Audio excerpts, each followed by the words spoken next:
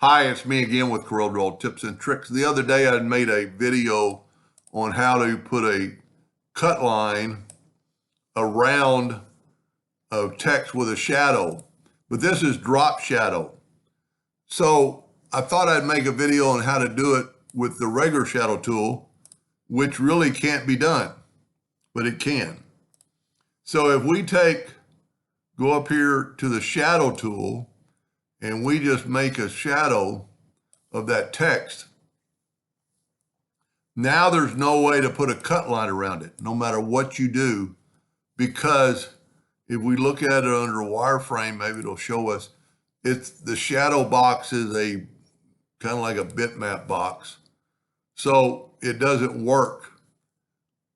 Go back to enhance. So if we do what we did on the block shadow, and then fill this in with the Smart Fill tool, you'll see why it won't work, because it's filling in that block.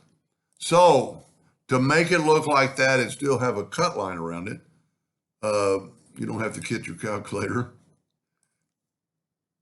Let's take away this box. Well, let's take away the drop. Let's just back up here. Take away the drop shadow, and we have our text.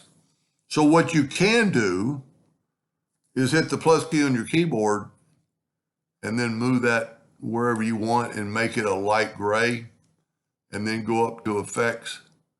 And well, let's don't even do that yet. Let's go to object, order, back a page.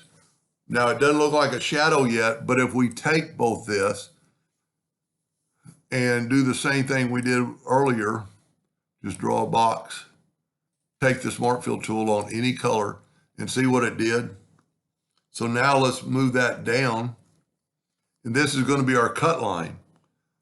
So I'm going to do this a different way I think I did on the video. I'm going to left click, right click on black. And there's that outline, but we need to get rid of it. So we go to object and break the curve apart. And then you can grab that right there. Let's take all this and right click and make it a hairline. Now, let's make this look like a shadow. So we've got the gray. I'm using somebody else's page and his pen markers down. Let's go to, now let's go to effects, blur, and Gaussian blur. And just blur that shadow a little bit to make it look like a shadow. And we can go a little more. And then you can take your cut lines, and because we didn't move, we nudged. Let's just nudge this back. And see, now it's cutting around that shadow. Now it's kind of cutting off maybe some of the shadow, but you get the idea, because it's going to look like that. And, you know, it's doing both letters, the real letters and the shadow letters, making a box. Anyway, I hope that helps somebody someday, and thank you for watching.